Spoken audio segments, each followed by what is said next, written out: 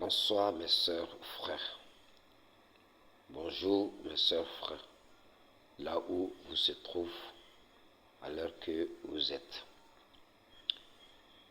Je parle un peu de ce sujet, je m'ai un peu distingué, voilà, j'ai envie de partager un peu avec vous si vous m'écoutez. Je parle quand on est en difficulté et quand on est réussi sur cette terre ou à l'au-delà. Raison pour laquelle aujourd'hui j'ai envie de parler un peu quelque chose que je regardais sur Facebook particulièrement. En fait, je voulais dire que lorsque un homme ou une femme qui souffre, ça veut dire que, par exemple, tu viens en Europe, tu n'as personne, tu souffres. Souvent même, tu as des parents, tu as des amis, ils se cachent. Souvent, tu souffres dans le froid. Tu n'as même pas à manger, ou à dormir, ou à te doucher. Et tu souffres comme ça.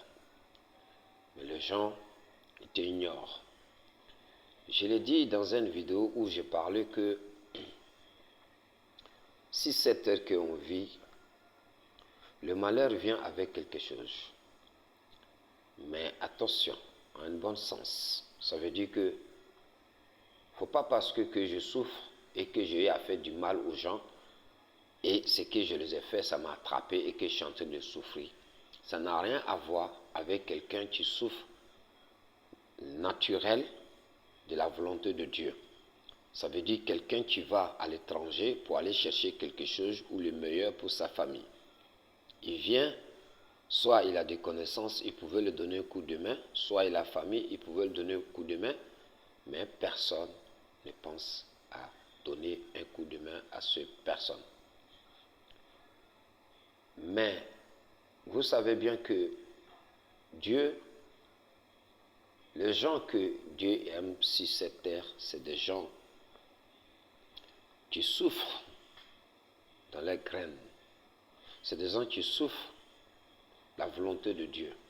C'est les gens qui souffrent, qui quittent à la maison pour aller chercher quelque chose pour sa famille. Ça, on appelle ça souffrance naturelle. Mais, soit j'ai frappé ma femme, au moins exclu au dehors, c'est pas la même chose. Là, c'est toi-même qui as subi ce genre de souffrance en mettant ça sur toi. Ça n'a rien à voir. Les meilleurs amis de Dieu, c'est des gens qui souffrent naturellement, qui ne volent pas, qui n'abusent pas quelque chose de quelqu'un, qui n'en veut personne. Il vit sa vie. Mais néanmoins, si tu viens lui donner un coup de main, il va prendre. C'est cela qu'on appelle souffrance de Dieu. Vous savez que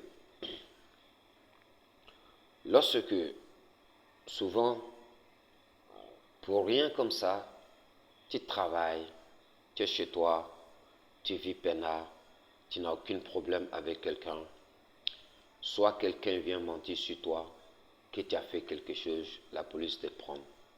Ça, c'est souffrance inconnue. Ça veut dire que tu souffres, que c'est quelqu'un qui a empêché ta vie. Soit il y a jalousie. Soit dans ta famille, il voit que tu veux percer, tu vas avoir la vie meilleure, ça le gêne, il lui essaye de te bloquer en te faisant du maraboutage ou satanique ou fétiche pour bloquer ta chance. C'est ça qu'on appelle les souffrances réelles. Mais la vie, il y a un truc que chacun de nous essaye de comprendre, chacun de nous, il ne comprend pas. Lorsque tu vis tranquille et qu'à un moment donné, tu commences à souffrir, ça veut dire qu'il y a des empêchements de ta vie. Ne faites rien. Ni marabout, ni féticheur, ni quoi que ce soit, ne le fais pas. Je le dis toujours, ne cherche pas à savoir qui est l'auteur, qui est à la base. Cherchez un seul. Le seul truc que vous devez chercher, c'est Dieu. En lui faisant vos confiance.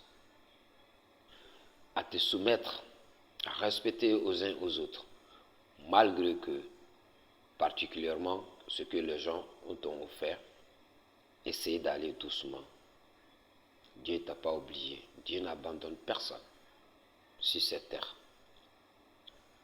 Par exemple, les gens que vous voyez souvent, ils sont fous, ils sont folles, ça dépend. Il y en a, c'est des gens qui ont envoûté ces personnes pour le fait du mal. Il y en a, c'est des drogues. Il y en a, c'est l'alcool. Ça n'a rien à voir. Parce que c'est le chemin que tu as pris.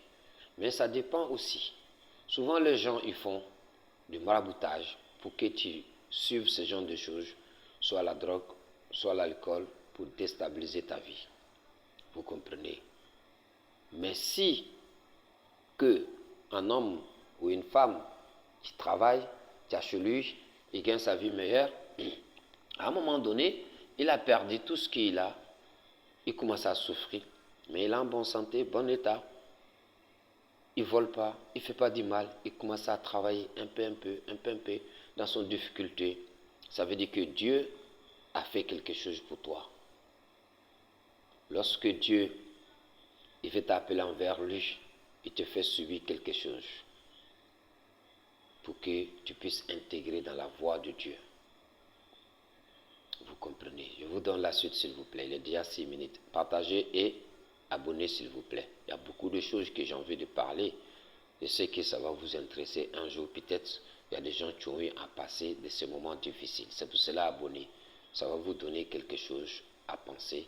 Ça peut vous ouvrir la porte ou quelque chose. On ne sait jamais. Merci. Partagez. Abonnez s'il vous plaît.